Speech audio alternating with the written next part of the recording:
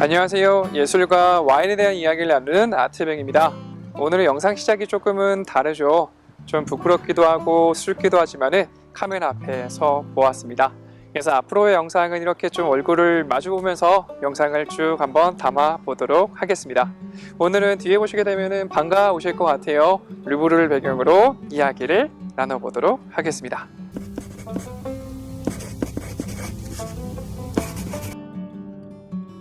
근데 본격적으로 이야기를 시작하기 앞서서 제가 그림을 먼저 하나 보여드리도록 하겠습니다.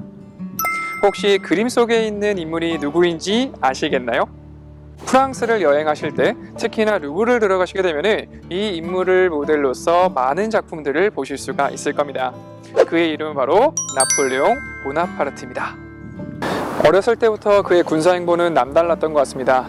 10살 때 사관학교에 입학을 하게 되면서 16살에 파리 육군사관학교를 졸업하게 되고 포병연대 소위로 임관을 하게 되죠.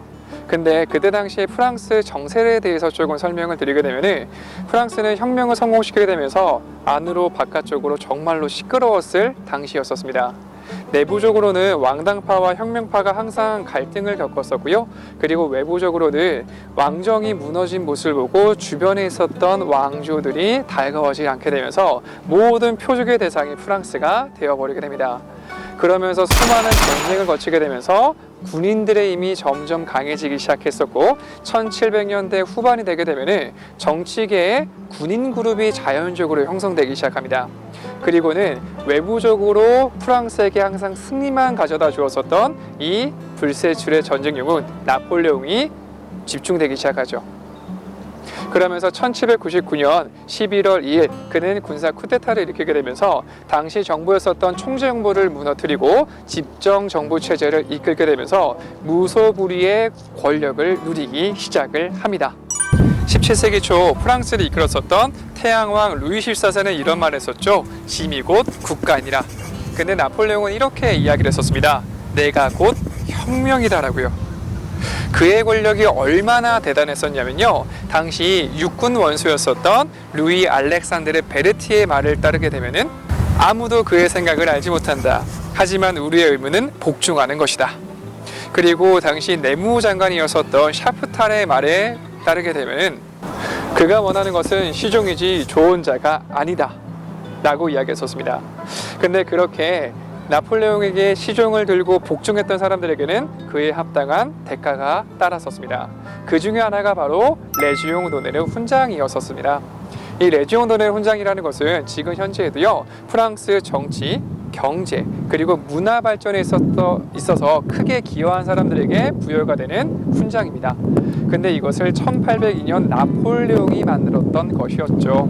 그래서 이 훈장을 받는다라는 것의 의미는 무엇이냐면은 정치적인 충성을 받았다라는 의미가 되는 것이고 이것에 따라서 자기가 부여가 되었었고 새로이 이 위계 질서가 세워졌던 것입니다. 그래서 이 바람은 정치계가 아니라 이 예술계까지 영향을 미치게 되면서 당시 조각가, 화가, 많은 작가들이 나폴레옹을 찬양하게 되는 작품들만을 그리기 시작을 합니다. 그중 가장 대표되는 화가가 바로 자크 루이 다비드입니다. 제가 이전 영상에서 그에 대한 이야기를 잠깐 들려드렸었죠.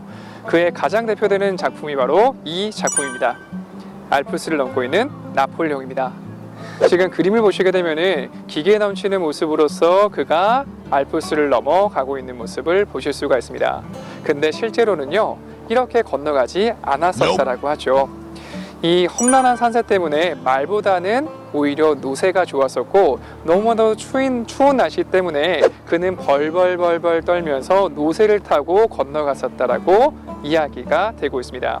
한마디로 이야기를 미화시켜서 만든 하나의 설정샷인 작품이라고 보시면 될 것 같습니다. 이렇게 그는 최고 권력을 누리게 되면서 1804년 5월 12일에 황제의 자리로 즉위를 하게 됩니다. 그리고 같은 연도인 1804년도 12월 2일에 공식적인 황제 대관식을 치르게 됩니다. 그 이야기를 다룬 작품이 바로 이 작품입니다. 자크 루이 다비드의 황제의 대관식입니다. 대관식을 치른 이후 나폴레옹은 자신을 상징할 수 있는 그리고 프랑스 제국을 상징할 수 있는 상징물들을 찾기 시작을 합니다. 여러분들 나폴레옹이라고 한다면 혹시 어떠한 동물이 떠오르시나요? 그쵸, 바로 독수리입니다.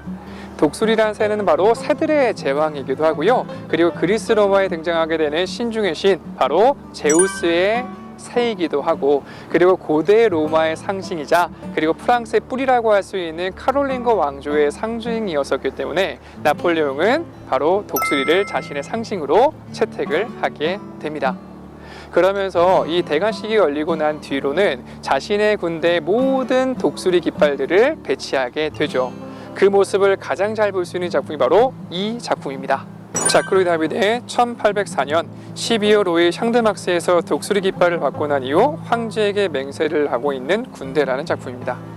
작품 속 많은 군인들이 이 독수리 깃발을 들고 나폴레옹의 부름에 화답하고 있는 모습을 보실 수가 있을 것 같습니다. 그리고 그의 또 다른 상징은 바로 꿀벌입니다. 457년 프랑스의 뿌리라고 또 할 수 있는 메로빙거 왕조의 시족격인 킬데리쿠스 1세의 무덤에서 꿀벌이 발견이 되게 됩니다. 그래서 이 꿀벌 같은 경우에는 프랑스의 주권을 상징하게 되는 가장 오래된 것으로서 나폴레옹은 이 꿀벌을 사용함으로써 자신의 정통성을 과거에서 끌어왔던 거죠. 그리고 또 한 가지가 벌이라는 것은 여왕벌을 중심으로 일벌들이 모이게 되는 것이잖아요.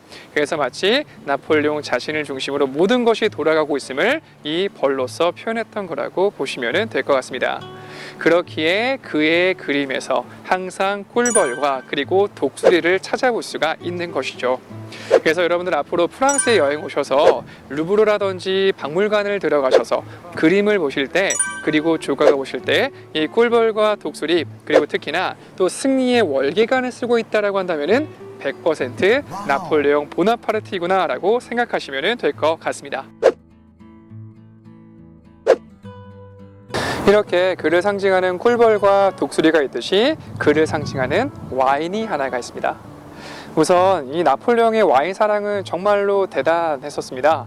항상 전쟁터에 와인을 가지고 다녔었고 자신 휴하에 있는 병사들에게까지도 와인을 지급했었다라고 이야기를 하죠.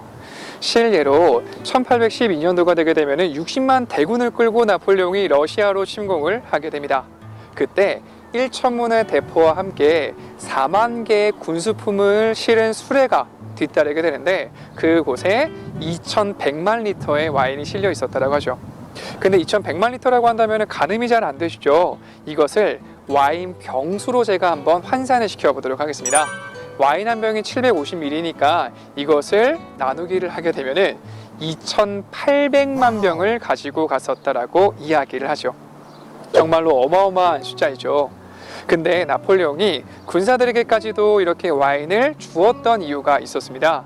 그 이유 중에 몇 가지를 좀 말씀드리게 되면 첫 번째로는 전쟁을 할 때 적군의 병사들이 물에다가 독을 타면 안 되다 보니 식수 대용으로 쓰기 위해서 와인을 지급했었고요. 그리고 두 번째 이유는 당시 부상자들 같은 경우에는 어떤 치료제로서, 마취제로서 그들의 고통을 완화시켜 줄 수가 있었기 때문에 와인을 또한 사용했었고, 그리고 세 번째로는 알코올 성분이 들어있었다 보니 군사들의 사기를 진작시킬 수 있었기 때문이라고 이야기를 합니다. 그래서 이후로부터 시작해서 프랑스는 항상 필수 군수 품목으로 와인이 들어가게 되는데 그 모든 이유는 나폴레옹 때문이었다라고 보시면 될 것 같습니다. 근데 수많은 와인 중에서 나폴레옹이 정말로 사랑했던 와인이 하나가 있었죠. 그 와인은 바로 프랑스 부르고뉴 지역의 최고급 와인, 바로 샹베르땅입니다. 그의 샹베르땅 사랑은 정말로 대단했었는데요. 유명한 와인 평론가인 로버트 파커의 저서 벌건디에는 이렇게 적혀 있습니다. 나폴레옹이 워틀로 전투에서 패를 했었던 이유는 그 전날 밤에 저녁 식사에서 샹베르땅을 마시지 못했기 때문이다 라고 적혀 있고요. 그리고 또 하나가 말년의 나폴레옹은 세인트헬레나 섬에 유배가 되어버리게 되는데 그때 그는 사랑했었던 샹베르땅을 마시지 못하고 물리적으로 가까운 보르도 지역의 와인을 마시게 되면서 일찍 죽음을 맞이했다 라고도 이야기를 합니다. 샹베르땅은 프랑스 부르고뉴 지역의 와인으로서 부르고뉴 지역은 또한 6개의 지역으로 쪼개지게 됩니다. 가장 북쪽으로는 샤블리, 그랑 옥세화, 그리고 샤틸로네, 그리고 꼬뜨드니, 꼬뜨드본, 꼬뜨 샬로넷은 마코네까지로 나뉘어지게 되는데요. 그 중에서 꼬뜨드 누이 지역의 주브레 샹브레땅 마을에서 생산되는 최고급 와인 그랑크리크 와인이 바로 샹브레땅입니다. 주브레 샹베르땅이라는 도시는 꼬뜨드니 지역에서 가장 처음 먼저 와인을 생산했고 피노누아라는 품종으로 오직 레드 와인만을 생산을 하며 총 9가지의 그랑크리급 최고급 와인들이 생산되고 있는 마을입니다. 근데 이 와인 등급이라는 게 참으로 많이 헷갈리실 것 같아요. 그래서 부르고뉴 와인 등급 체계에 대해서 간단하게 설명을 드리게 되면 예를 한번 들어보겠습니다. 우리나라 대한민국 막걸리가 있고요. 두 번째로는 대한민국 경기도 막걸리가 있고, 그리고 세 번째로는 대한민국 경기도 포천 막걸리가 있다고 가정해 보겠습니다. 이 세 개의 이름만 들어보셨을 때 어떠한 막걸리가 그냥 조금 더 좋아 보이시나요? 그렇죠. 세 번째로 말씀드렸었던 대한민국 경기도 포천 막걸리가 조금 더 인지도가 있어 보이기도 하고 좋아 보이는 것 같습니다. 부르고뉴 와인도 동일하다라고 보시면 될 것 같아요. 부르고뉴라는 지역이 있고 그 지역 내로는 마을들이 형성이 되어 있을 겁니다. 그렇죠? 그리고 그 마을들에는 조금 지형적으로 토양적으로 좋은 포도밭들이 있을 건데 그 포도밭들에게 이름들이 따로 부여가 되게 되면서 1등급 와인이 나오게 되고요. 그리고 제일 좋은 포도밭에는 또 다른 이름이 부여가 되게 되면서 그랑크리급으로 부여가 됩니다. 간단하게 부르고뉴라고 와인 라벨에 적혀 있으면은 그건 가장 낮은 지역 등급의 와인이고요. 그리고 마을 이름이 라벨에 적혀 있다고 한다면은 한 등급 높은 마을 등급의 와인, 그리고 그것보다 조금 더 높은 것이 1등급 와인, 그리고 그것보다 더 높은 가장 높은 그랑크리크 와인들은 와인 생산 마을이 안 적혀 있고 그저 포도밭 이름만이 명시가 되어 있을 뿐입니다. 그래서 이 샹베르땅이라는 와인은 프랑스 부르고뉴 지역의 최고급 레드 와인으로서 그 향과 맛의 품질이 너무나도 뛰어나죠. 근데 이 와인이 단점이 하나가 있습니다. 너무 비쌉니다. 최소 수십만 원에서 정말로 최대 수백만 원까지 그 가격대가 너무 높이 형성이 되어 있다 보니까 우리가 쉽사리 마셔볼 수는 없는 와인이기는 하죠. 하지만 제가 조금 더 낮은 등급의 와인들이 있다고 말씀을 드렸을 겁니다. 그 중에서 마을 등급 주브레 샹베르땅이라는 등급의 와인만 드셔보셔도 대략적으로 와인이 어떤 느낌이겠구나 라는 것을 알 수가 있기 때문에 오늘은 제가 주브레 샹베르땅 와인을 한 병 준비해 보았습니다.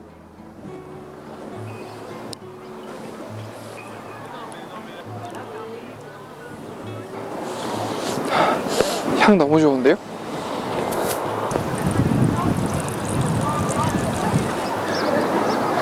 이 피노누아라는 품종은 상당히 색이 맑고 투명한 것으로 알려져 있습니다. 그래서 보시다시피 상당히 투명하고 루비빛으로 상당히 영롱하게 빛나고 있는 모습인 것 같아요. 그리고 향을 맡게 되면은 처음에는 붉은 과실류 향들이 많이 올라오긴 하지만 잔을 흔들어 산소의 마찰을 더 일으키고 난 뒤 향을 맡게 되면 과실향과 더불어서 약간의 우유향, 그리고 또한 오크통에서의 나게 되는 그런 향들도 같이 밀려 올라오게 됩니다. 그리고 맛을 보게 되면은